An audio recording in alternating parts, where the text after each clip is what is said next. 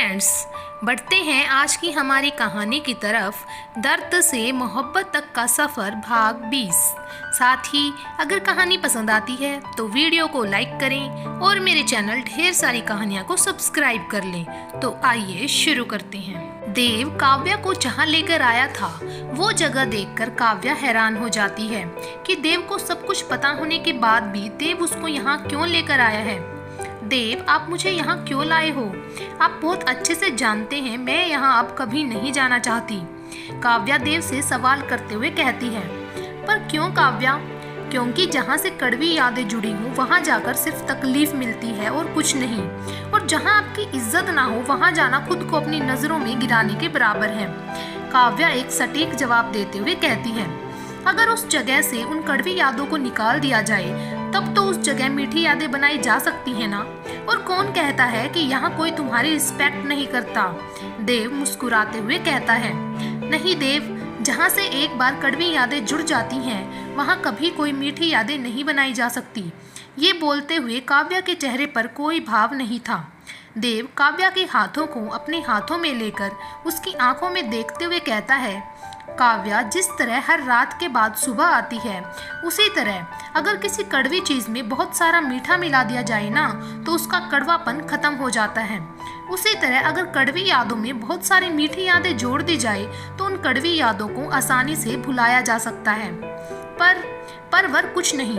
तुमको मुझ पर विश्वास है ना? तुमको लगता है मैं खुद तुमको कोई तकलीफ पहुंचने दूंगा? नहीं ना। और आज तुमको यहाँ मल्होत्रा एंटरप्राइजेज लाने का मेरा मकसद यही है कि तुम अपनी सारी कड़वी यादों को भूलकर आज एक नए सफर की शुरुआत करो। फिर देव काव्या का हाथ छोड़कर अपना हाथ काव्या के सामने रखकर सिर झुकाते हुए कहता है, तो बोलिए रानी साहिबा, क्या आज आप अपना ये नया सफर मेरे साथ शुरू करना चाहेंगी? काव्या देव की इस हरकत पर मुस्कुरा देती है और देव के हाथ पर अपना हाथ रख देती है। देव काव्या को अंदर ले जाता है। काव्या अंदर जा तो रही थी पर उसका दिल जोरों से धड़क रहा था। आकाश की कहीं सारी बातें फिर से काव्या के कानों में गूंजने लगी थी, पर वो एक गहरी सांस लेती है और देव के विश्वास पर आगे बढ़ जाती है। ऑफिस के सभी लोग नोटिस बोर्ड के सामने खड़े होकर कुछ हैरानी से देख रहे थे कि तभी देव और काव्या ऑफिस में पहुंच जाते हैं। देव सबको नोटिस बोर्ड के पास खड़ा देखकर मुस्कुराने लगता है। फिर जोर से बोलते हुए कहता है, गुड मॉर्निंग एवरीवन। सब देव की आवाज सुनकर नोटिस बोर्ड से पीछे हट जाते हैं, पर सब लोग देव के साथ काव्या को देखकर हैरान थे कि काव्या देव सर के साथ क्या कर रही है। देव फिर बोलना शुरू करता है, गुड मॉर्निंग एवरीवन। तो आप लोगों को नोटिस बोर्ड देखकर सब कुछ पता तो चल ही गया होगा कि मैंने अपनी सीईओ की पोस्ट से रिजाइन कर दिया है। अब चौंकने की बारी काव्या की थी। ये बात सुनकर काव्या देव को हैरानी से देखने लगती है, पर देव काव्या को देखकर मुस्कुरा देता है। अब आप सब यही सोच रहे होंगे कि मैंने ऐसा क्यों किया, तो इसका कारण ये है कि हमको अब मुझसे भी ज़्यादा डेडिकेटेड एम्प्लॉय इस पोस्ट के लिए मिल गया है, जो मुझसे कहीं ज़्यादा अच्छे से इस पोस्ट और इस ऑफिस को संभालेगा। और मुझे आशा है कि आप सब लोगों को भी उनके साथ काम करके बहुत खुशी होगी, क्योंकि आप सब पहले भी उनके साथ काम कर चुके हैं और आप सब उन्हें बहुत अच्छे से जानते भी हैं। काव्या के साथ साथ सब ऑफिस वालों को भी समझ नहीं आ रहा था कि देव किसकी बात कर रहा है। काव्या तो अभी भी देव को हैरानी से ही देख रही थी। देव मुस्कुराते हुए कहता है, क्या हुआ, नहीं समझ आया? चलिए कोई बात नहीं, मैं अब आप सबको और सस्पेंस में नहीं रखूंगा। तो आज से हमारी मल्होत्रा एंटरप्राइज की सीईओ की जो बागडोर संभालेंगी वो है। देव काव्या के पास जाता है और उसको अपने साथ आगे लाकर कहता है, my future wife Mrs Kavya Dev Malhotra. पूरा ऑफिस जोरदार तालियों से गूंजने लगता है। काव्या अपना नाम सुनकर चौंक जाती है और हैरानी से देव को देखने लगती है, जैसे कुछ कहना चाहती हो, कुछ पूछना चाहती हो, पर देव उसका हाथ पकड़ते हुए उसे अभी शांत रहने का इशारा करता है। तो आप लोगों को कैसा लगा अपना नया सीईओ से मिलकर? आशा करता हूँ आप लोग काव्या को भी उतना ही रिस्पेक्ट और साथ देंगे जितना आप सबने मुझे दिया है। पूरा स्टाफ एक साथ हाँ बोलता है। फिर सब काव्या के पास आकर कहते हैं, मैम सॉरी, हम उस दिन कुछ नहीं बोल पाए। और मैम हम उस दिन इसीलिए चुप नहीं थे कि हम आपको गलत समझते थे या हमको आप पर भरोसा नहीं था, बल्कि मैम आप तो बहुत अच्छे हो। हम उस दिन कुछ नहीं बोल पाए, इस बात के लिए हम आज भी गिल्टी फील करते हैं। उस दिन के बाद हमने आपको सॉरी बोलने के लिए कितने फ़ोन भी किए, पर आपने हमारा फ़ोन नहीं उठाया। सॉरी मैम, हमको माफ़ कर दीजिए। और हमको बहुत खुशी है कि अब आप हमारे बॉस हैं और हमको आपके साथ काम करके बहुत खुशी मिलेगी। काव्या की आंखों में भी आंसू थे। वो देव की तरफ देखती है जो सामने हाथ बांधकर खड़ा काव्या को देखकर मुस्कुरा रहा था, क्योंकि देव ही था जो आज उसको यहाँ लाया था। अगर आज काव्या ऑफिस नहीं आती तो उसको तो पता ही नहीं चलता कि ऑफिस के सब लोग उसको गलत नहीं समझते थे और उसकी कितनी रिस्पेक्ट करते हैं। काव्या, आप सबको सॉरी बोलने की जरूरत नहीं है, बस इतना प्रॉमिस कीजिए कि अब आप कभी कहीं भी गलत होता देखेंगे तो उसके खिलाफ आवाज उठाने में हिचकिचाएंगे नहीं। आपकी तरफ से मेरे लिए यही सॉरी होगा। सब काव्या को प्रॉमिस करते हैं और उसको सीईओ बनने और उसके और देव की सगाई के लिए कांग्रेचुलेट करते हैं। काव्या सबको थैंक यू बोलकर देव की तरफ पलटती है तो देव वहां नहीं होता। काव्या देव को ढूंढते हुए देव के कैबिन की तरफ चली जाती है, क्योंकि ऐसे बहुत से सवाल काव्या के मन में थे जिसका जवाब सिर्फ देव ही दे सकता था। तो काव्या देव के कैबिन में चली जाती है और वो सही थी, देव अपने कैबिन में ही होता है। देव काव्या को देखकर मुस्कुराते हुए कहता है, आइए रानी साहिबा, आइए, मुझे पता है आपके बहुत से सवाल होंगे जिनका जवाब आपको नहीं मिल रहा होगा और उसके लिए आप मेरे पास आई हैं। फिर देव काव्या को गले लगाते हुए कहता है, आपके सारे सवालों का जवाब दूंगा, पर पहले अपनी रानी साहिबा को गले लगाकर कांग्रेचुलेट तो कर लूं। काव्या देव को खुद से दूर करते हुए कहती है, नहीं, मुझे पहले मेरे सवालों के जवाब चाहिए।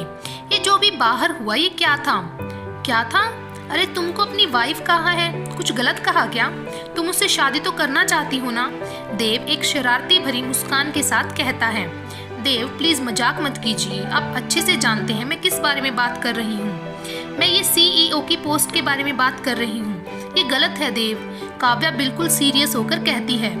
देव काव्या को चेयर पर बैठाता है और फिर खुद भी उसके सामने चेयर पर बैठकर काव्या के हाथों को अपने हाथों में लेकर कहता है, काव्या मेरी बात ध्यान से और पूरी सुनना, फिर खुद डिसाइड करना कि क्या सही है और क्या गलत है।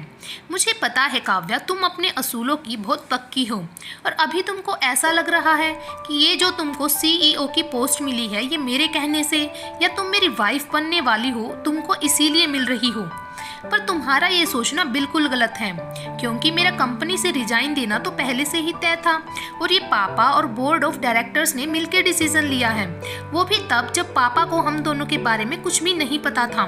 और ये पोस्ट तुमको खैरात में नहीं मिली है, बल्कि ये पोस्ट तुमने खुद कमाई है। तो अब बताओ इसमें क्या गलत है? काव्या कुछ नहीं बोल पाती। देव काव्या को चेयर के साथ खींचकर अपने बिल्कुल करीब कर लेता है। तो अब तो आपको कांग्रेचुलेट करना गलत नहीं है ना रानी साहिबा? और अब तो आप दो जगह की बॉस हैं। मेरे दिल की तो आप बॉस पहले से ही थी और अब तो ऑफिस की भी हो गई हैं। कहकर देव काव्या के गालों को अपने होठों से छू देता है।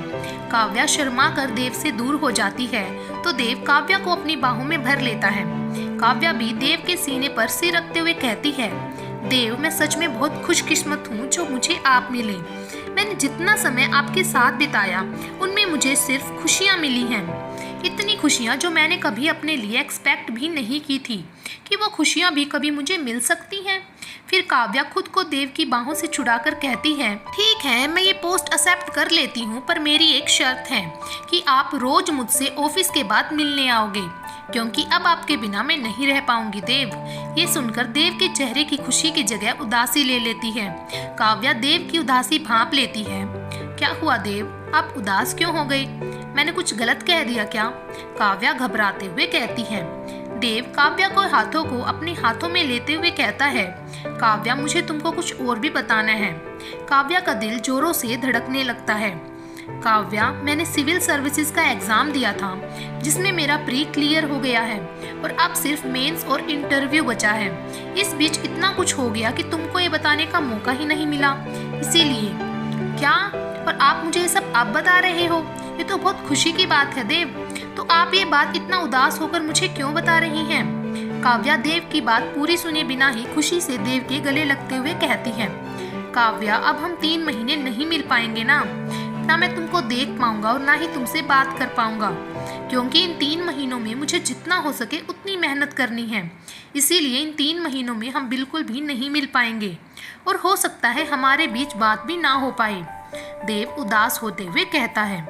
देव की बात सुनकर काव्या की आंखों में आंसू आ जाते हैं, पर वो उनको पहुंचकर मुस्कुराते हुए देव का हाथ अपने हाथों में लेते हुए कहती है, देव हम एक दूसरे से प्यार करते हैं और प्यार कभी कमजोरी नहीं होता, बल्कि प्यार तो ताकत होता है। और उसी तरह मैं आपके साथ आपकी कमजोरी नहीं बल्कि ताकत बनकर खड़ी रहना चाहती हूँ। 3 महीने क्या, मैं तो सालों भी आपका इंतजार कर सकती हूँ। जिस तरह आपके लिए मेरा प्यार सच्चा है, उसी तरह आपका सपना भी आपके लिए सच्चा है। तो आपको कैसे लगा कि मैं आपके और आपके सपने के बीच आऊंगी? फिर काव्या एक गहरी सांस लेकर मुस्कुराते हुए कहती है, अब हम 3 महीने बाद मिलेंगे देव, वो भी इस वादे के साथ कि आप पूरी ईमानदारी के साथ मेहनत करोगे, अपने सपने के बीच हमारे प्यार को नहीं आने दोगे। देव काव्या के माथे को चूमते हुए कहता है, काव्या तुम मेरी कमजोरी कभी बन ही नहीं सकती, क्योंकि तुम तो मेरी वो ताकत हो जो मुझे कभी हारने नहीं दोगी। और मैं तुमसे वादा करता हूँ कि जब तुमको 3 महीने बाद मिलूंगा तो अपनी एक नई पहचान के साथ मिलूंगा। काव्या मुस्कुराते हुए कहती है, ऐसा ही होगा, क्योंकि मेरा प्यार और कान्हा जी का आशीर्वाद दोनों जो आपके साथ हैं। काव्या ने कह तो दिया था कि वो देव से मिले बिना 3 महीने रह लेगी, पर उसके दिल पर क्या गुजर रही थी ये बात सिर्फ काव्या ही जानती थी।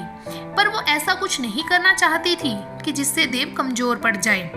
अच्छा देव, अब मैं चलती हूँ। राधिका को आज अपनी शादी के लिए कुछ शॉपिंग करनी है, तो वो मेरा मार्केट में इंतजार कर रही होगी। मैं कल से ऑफिस ज्वाइन कर लूंगी।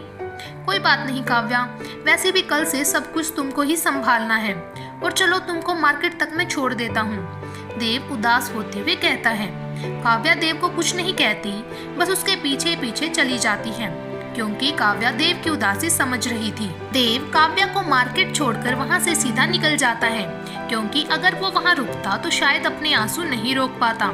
काव्या भी जब तक देव की गाड़ी उसकी आंखों से ओझल नहीं हो जाती, तब तक उस रास्ते को ही देखती रहती है जहाँ से अभी देव की गाड़ी गई थी। और जब देव की गाड़ी उसको दिखना बंद हो जाती है तो काव्या की आंखों में आंसू आ जाते हैं। थोड़ी देर वेट करने के बाद राधिका भी आ जाती है। क्या बात है, आज काव्या मैडम ऑन टाइम, वरना मुझे ही वेट करना पड़ता है। और क्या बात है, आज साड़ी, आज किस पर बिजली गिराने का प्लान है? राधिका काव्या को छेड़ते हुए कहती है, पर काव्या तो उसकी बात जैसे सुन ही नहीं रही थी। उसकी नजरें तो अभी भी सड़क में उसी तरफ थी जहां से देव की गाड़ी गई थी। राधिका भी उसी ओर जाकर काव्या के मुंह के सामने चुटकी बजाते हुए कहती है, हेलो मैडम, कहाँ खो गई? मैं कब से पागलों की तरह बोले जा रही हूँ और तेरा ध्यान ही नहीं है। कहाँ खोई है? और तेरी आंखों में ये आंसू, क्या हुआ काव्या? काव्या राधिका को सुबह से अभी तक की सारी बातें बता देती है।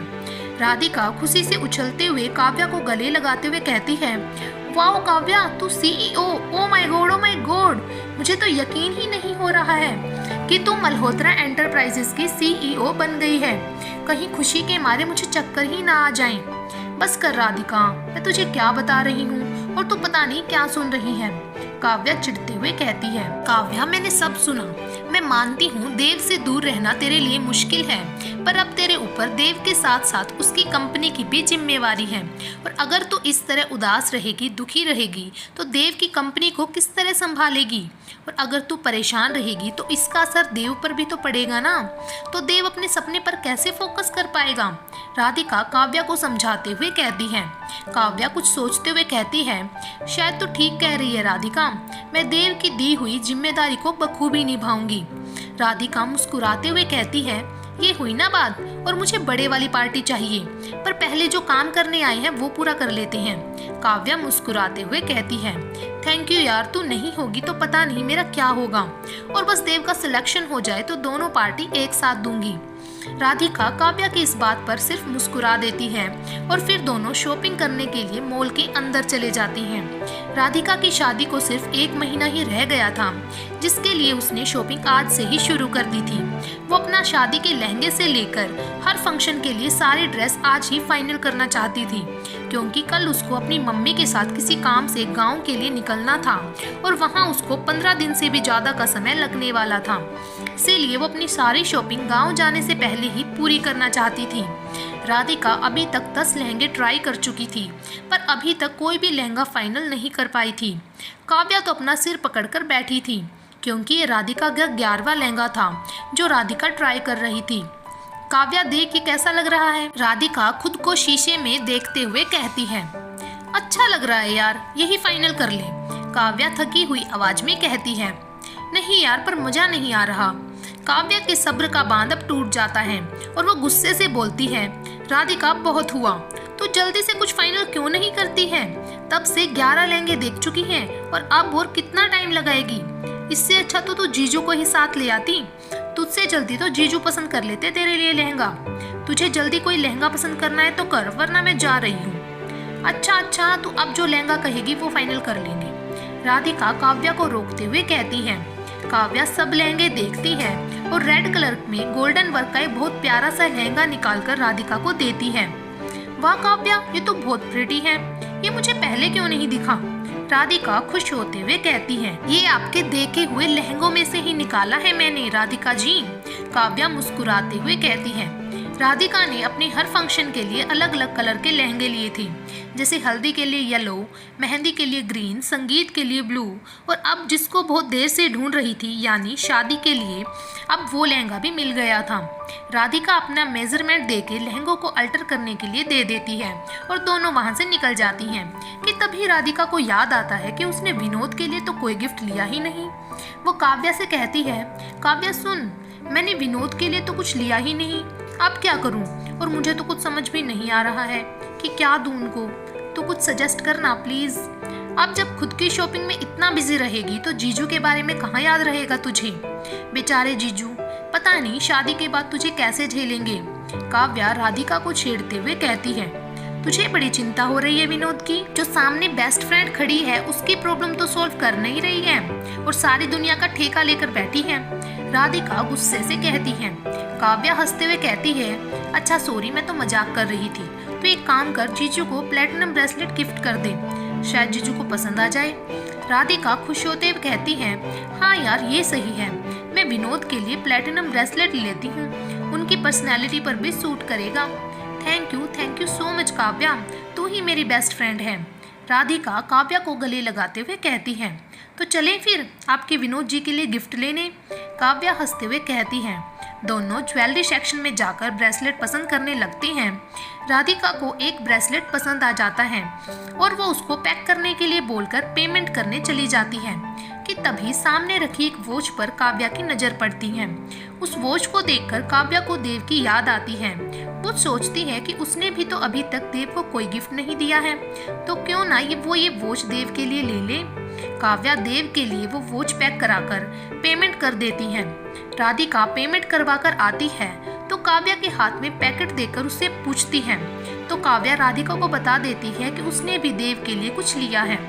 राधिका काव्या को देखकर खुश थी कि वो भी अपनी जिंदगी में आगे बढ़ रही थी, क्योंकि ये पहली बार था जब काव्या ने सलोनी के अलावा किसी और के लिए कुछ लिया था।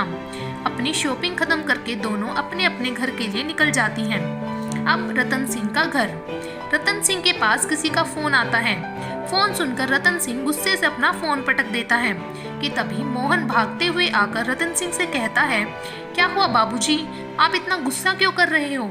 रतन सिंह गुस्से से दांत पीसते हुए कहता है, उस लड़की ने मेरे नाक में दम कर रखा है, हर बार बच जाती है मुझसे, पर मैं भी देखता हूँ कब तक। उसको नहीं पता उस पर रतन सिंह नाम का ग्रहण लगा है जो उसको निगल कर ही मानेगा। वहीं आकाश जल्द से जल्द जेल से बाहर निकलकर देव से बदला लेने के लिए पागल हुआ जा रहा था। इसी तरह 1 महीना निकल जाता है। इस 1 महीने में काव्या ने महेश जी के साथ मिलकर ऑफिस बहुत अच्छे से संभाल लिया था। बहुत से नए क्लाइंट काव्या की सूझबूझ से कंपनी से जुड़ गए थे। वहीं देव का भी मेंस का एग्जाम हो गया था और अब वो इंटरव्यू की तैयारी में लगा था। दोनों अपना अपना काम बहुत अच्छे से कर रहे थे, पर एक भी दिन ऐसा नहीं गया था जब दोनों ने एक दूसरे को याद ना किया हो। इसी तरह राधिका की शादी का दिन भी आ जाता है। कल राधिका की शादी है। काव्या तो राधिका के घर 1 हफ्ते पहले ही आ जाती है, क्योंकि सुधा आंटी अकेले इतना सब कुछ नहीं कर पाती। इसीलिए काव्या उनके साथ शादी का सारा काम संभाल रही थी। आज राधिका की हल्दी है। पीले लहंगे, फूलों के गहने और होठों पर मुस्कान लिए राधिका नीचे आती है। राधिका आज बहुत प्यारी लग रही थी। वो नीचे आकर काव्या को ढूंढती है, क्योंकि आज सुबह से उसको काव्या नहीं दिखी थी कि तभी पीछे से उसे काव्या की आवाज़ आती है, जो डेकोरेशन कर रहे लोगों को कुछ समझा रही थी। पीली साड़ी, कानों में फूलों वाले इयररिंग्स, गले में सिर्फ एक गोल्ड चैन, आंखों में काजल, माथे पर एक छोटी सी बिंदी और उसके बालों में लगे हुए फूल उसकी सुंदरता में 4 चांद लगा रहे थे। फिर काव्या राधिका के पास आकर कहती है, अरे तू नीचे आ गई? मैं आ तो रही थी तुझे लेने। वैसे आज तू बहुत प्यारी लग रही है। रुक, ऐसे ही रहना, तेरी एक फोटो क्लिक करके जीजू को भेजती हूँ। क्या पता जीजू आज ही बारात लेकर आ जाएं। काव्या हंसते हुए राधिका की फोटो लेते हुए कहती है। फिर राधिका काव्या के हाथ से फोन छीनती है और काव्या को छेड़ते हुए कहती है, अच्छा तो मैं भी तेरी एक फोटो अपने जीजू को भेज देती हूँ, क्या पता वो भी आज ही बारात लेकर आ जाएं। फिर दोनों साथ साथ मंडप में बैठेंगे। काव्या कुछ कहती, तब तक उनके पास सुधा जी आकर कहती है, अरे कितनी बात करोगी दोनों, सब वहाँ इंतजार कर रहे हैं हल्दी शुरू होने का। और काव्या बेटा तुम जरा देखना, वो केटरिंग वाला कुछ कह रहा है, मुझे तो कुछ समझ ही नहीं आ रहा है। आंटी अब टेंशन मत लो, मैं देखती हूँ। और मैं तो यहाँ काम ही कर रही थी, इस राधिका ने आकर मुझे बातों में लगा लिया। आंटी लगता है जीजू को इसकी बहुत याद आ रही है, मुझे कह रही थी कि विनोद को मेरी एक अच्छी सी फोटो क्लिक करके भेज दे। इतना कहकर काव्या हंसते हुए वहाँ से भाग जाती है। राधिका जोर जोर से चिल्लाते हुए कहती है, काव्या की बच्ची, तुझको तो मैं छोड़ूंगी नहीं। सुधा जी दोनों की प्यारी सी नोक झोंक देखकर हंसते हुए कहती हैं, अब बाद में लड़ लेना दोनों, अभी तू चल, सब तुझे हल्दी लगाने का इंतजार कर रही हैं। सुधा जी राधिका को लेकर हॉल में आ जाती हैं और उसको नीचे पटरी पर बैठा देती हैं और फिर सब राधिका को हल्दी लगाना शुरू करते हैं। सब राधिका को हल्दी लगा चुके थे, पर काव्या अभी तक बाहर से नहीं आई थी और राधिका काव्या से हल्दी लगवाए बिना उठती नहीं। तो राधिका सलोनी को कहकर काव्या को बुलाकर लाने को कहती है।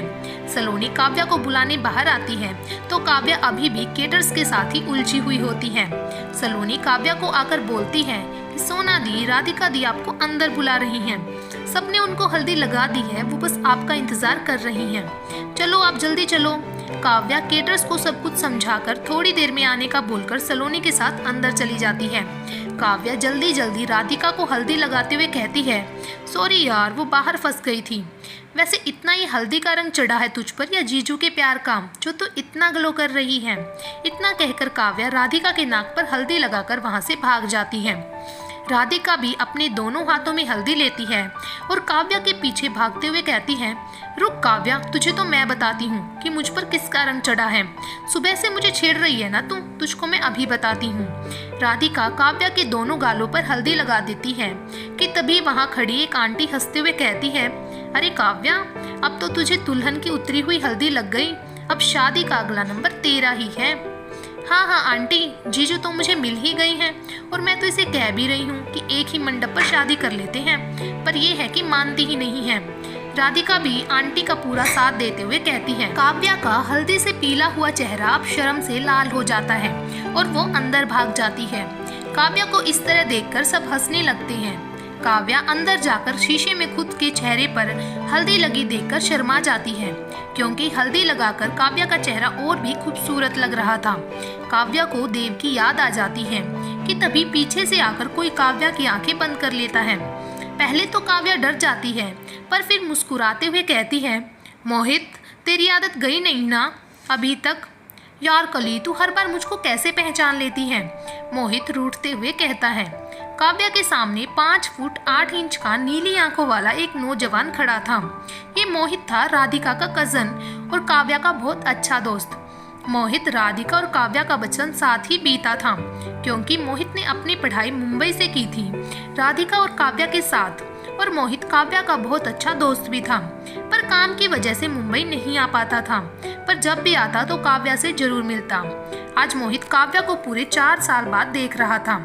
तो पहले मुझे ये कली बोलना छोड़ दे, वरना मैं तुझे जान से मार डालूंगी, काव्या गुस्से से कहती है। अरे मार डाल, हम तो कब से तुझसे मरने के लिए तैयार बैठे हैं, मोहित काव्या को परेशान करते हुए कहता है। छी, कैसे चीप बातें करने लग गया है तू मोहित, काव्या चिढ़ते हुए कहती है। अच्छा सॉरी, मोहित हंसते हुए कहता है। फिर काव्या को गले लगाते हुए कहता है, कैसी है काव्या, आज पूरे 4 साल बाद मिल रही हैं हम दोनों। और ये क्या हल्दी लगाई हुई है तूने, तू भी तो कहीं राधिका की तरह शादी तो नहीं कर रही है ना। काव्या कुछ कहती उससे पहले राधिका पीछे से आते हुए कहती है, अच्छा मिल गए तुम दोनों, अब तो मेरी शादी सुपर हिट है। तुझे गुड न्यूज़ देनी है कि काव्या की शादी अभी हुई तो नहीं है, पर जल्द ही होने वाली है। क्या, पर किससे? काव्या, ये गलत बात है, तूने तो बचपन में मुझसे प्रॉमिस किया था ना कि तू सिर्फ मुझसे शादी करेगी, पर तूने तो आज मेरा दिल ही तोड़ दिया।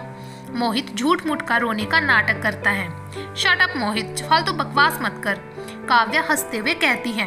अच्छा सॉरी, वैसे कौन है वो पागल जो तुझसे शादी कर रहा है, क्योंकि तुमको झेलना तो नामुमकिन है, मोहित हंसते हुए कहता है। चुप कर मोहित, अगर तूने देव के बारे में कुछ भी कहा तो मेरे से बुरा कोई नहीं होगा, काव्या गुस्से से कहती है। मोहित बेड पर लेटकर हंसते हुए कहता है, तुझसे बुरा कोई है भी नहीं कली। ओह, तो तेरे उनका नाम देव है, तो कब मिलवा रही है अपने देव से, हम भी तो देखें कैसे हैं तेरे देव, जिसके बारे में हमारी कली कुछ सुनना भी नहीं चाह रही है। अरे कल शादी में तो आ ही रहा होगा तुम्हारा देव, तो कल ही मिल लेंगे। काव्या, नहीं वो शादी में नहीं आ रहे हैं। मोहित, पर क्यों? काव्या, क्योंकि उनका एग्जाम है।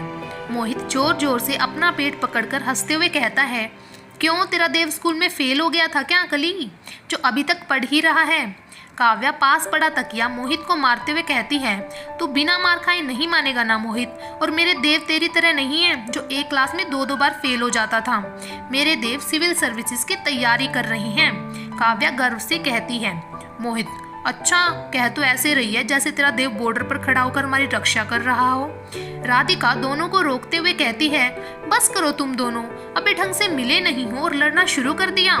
लड़ना है तो मेरे रूम से बाहर जाकर लड़ो, अभी मुझे शाम को मेहंदी के लिए तैयार होना है, तो मुझे थोड़ा रेस्ट करना है।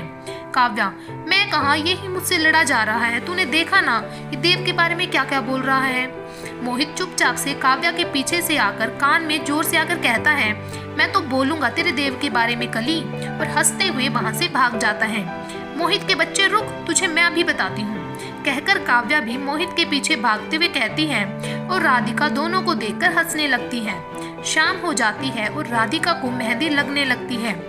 मोहित ने भी काव्या को मना लिया था, क्योंकि दोनों ज्यादा देर तक एक दूसरे से रूठ ही नहीं पाते थे। राधिका काव्या को भी मेहंदी लगवाने के लिए बुलवा लेती है। काव्या अपने हाथों में मेहंदी लगवाकर उसमें देव का नाम लिखवाती है कि तभी उसको मोहित खींचकर अपने साथ डांस करने के लिए ले जाता है, और दोनों खूब डांस करते हैं। इसी तरह आज के सारे फंक्शन खत्म हो जाते हैं और सब अपने अपने रूम में सोने चले जाते हैं। पर राधिका अभी विनोद से बात कर रही थी, तो विनोद उससे आज के फंक्शन की पिक्स भेजने को बोलता है। तो राधिका विनोद को आज के सारे फंक्शंस की पिक्स भेज देती है। राधिका विनोद के साथ साथ देव को भी सब पिक्स भेज देती है, क्योंकि राधिका के दिमाग में कुछ खुराफात चल रही थी। देव के फोन में बीप होती है। देव ने अभी थोड़ी देर पहले ही अपना फोन ऑन किया था, और इतनी रात को किसका मैसेज आया है देखने को देव अपना फोन उठाकर देखता है, तो उसमें राधिका के बहुत सारे मैसेजेस थे। वो उनको देखता है तो वो फोटोज भी थी। देव उनको खोलता है तो देव के चेहरे पर एक बड़ी सी मुस्कान आ जाती है, क्योंकि उसमें काव्या की फोटोज थी, जिसमें वो बहुत प्यारी लग रही थी। पर देव जैसे जैसे फोटोज आगे बढ़ाता है तो उसमें काव्या के साथ मोहित की भी फोटोज होती हैं, जिसमें वो काव्या के साथ डांस कर रहा था। देव को समझ नहीं आता कि ये कौन है, कि तभी देव के फोन पर राधिका का फोन आ जाता है। देव फोन उठाता है। हेलो देव, कैसे हो? सॉरी देव, वो गलती से तुमको फोटोज सेंड हो गई। मुझे काव्या ने मना भी किया था कि मैं तुमको कोई फोटोज नहीं भेजूं, तुम्हारा माइंड डिस्ट्रैक्ट होगा, पर मैं विनोद को भेज रही थी और गलती से तुमको चली गई। राधिका अपनी हंसी दबाते हुए कहती है। कोई बात नहीं राधिका, बल्कि मुझे तो तुमको थैंक यू कहना चाहिए कि तुमने मुझको ये फोटोज भेजी, तो मैं इतने दिनों बाद काव्या को देख पाया। वैसे कैसा रहा फंक्शन? बहुत मस्ती की होगी ना तुम लोगों ने? हाँ देव, हम तीनों ने बहुत मस्ती की। तीनों ने मतलब? मैं समझा नहीं, तीसरा कौन? राधिका। राधिका अपनी हंसी दबाते हुए कहती है, अरे मैं, काव्या और मोहित। ओ सॉरी, मोहित को तो तुम जानते ही नहीं हो। मोहित मेरा कजन है, पहले हमारे साथ ही रहता था, हमारे साथ ही पढ़ता था, और काव्या का तो बेस्ट फ्रेंड है। और तुमको पता है देव, मोहित तो काव्या से बचपन में ये तक कहता था कि मैं तो सिर्फ काव्या से ही शादी करूंगा। पर फिर मोहित दिल्ली चला गया था और अब दोनों पूरे 4 साल बाद मिल रही हैं। पर दोनों की वही मस्ती, वही लड़ाई। मैं तो आज परेशान हो गई इन दोनों की लड़ाई सुलझवाते सुलझवाते। पर अब मुझे अपनी शादी की कोई टेंशन नहीं है, क्योंकि ये दोनों साथ आ गए हैं तो मेरी शादी सुपर हिट है। अच्छा देव, अब मैं फोन रखती हूँ, मुझे सोना भी है, वरना कल आंखों के नीचे डार्क सर्कल्स आ जाएंगे। तुम अपनी पढ़ाई करो। सॉरी, तुमको डिस्टर्ब कर दिया मैंने। अच्छा बाय देव। बाय राधिका। देव बहुत धीमी आवाज में बोलता है। राधिका फोन रखते ही जोर जोर से अपना पेट पकड़कर हंसने लगती है। अब मैं ही देखती हूँ जीजू, आप कैसे मेरी शादी में नहीं आते। इतना कहकर राधिका फिर जोर जोर से हंसने लगती है। वहीं काव्या को नींद नहीं आ रही थी, तो वो बाहर आकर चेयर पर बैठकर चांद को देखने लगती है। चांद आज बहुत खूबसूरत लग रहा था कि तभी कोई उसके आगे एक कप कॉफी करते हुए कहता है, कॉफी? काव्या उसको देखकर मुस्कुराते हुए कहती है, बिल्कुल, क्यों नहीं, वो मोहित ही था। तुम्हारी ज्यादा थकने पर नींद ना आने वाली दिक्कत अभी तक नहीं गई ना? मोहित मुस्कुराते हुए कहता है, तो तुम्हारी भी तो रात को उठकर कॉफी पीने वाली आदत कहाँ गई अभी तक? और मुझे ये कॉफी पीने की आदत भी तो तुमने ही डाली है। काव्या भी मुस्कुराते हुए कहती है, वैसे कितने अच्छे दिन थे ना वो कली, रात रात भर पढ़ना, मेरा तुम्हारे लिए रात को कॉफी बनाना। काश वो दिन एक बार फिर वापस आ जाते। I miss those days. हाँ, मिस तो मैं भी बहुत करती हूँ उन दिनों को मोहित, हमारा लड़ना, फिर तुम्हारा मुझे कॉफी बनाकर मनाना। पर क्या कर सकते हैं, वो दिन तो कभी वापस नहीं आ सकते। पर हाँ, हम उन यादों को अपने दिलों में जरूर जिंदा रख सकते हैं। अच्छा ये छोड़, ये बता तू आजकल क्या कर रहा है?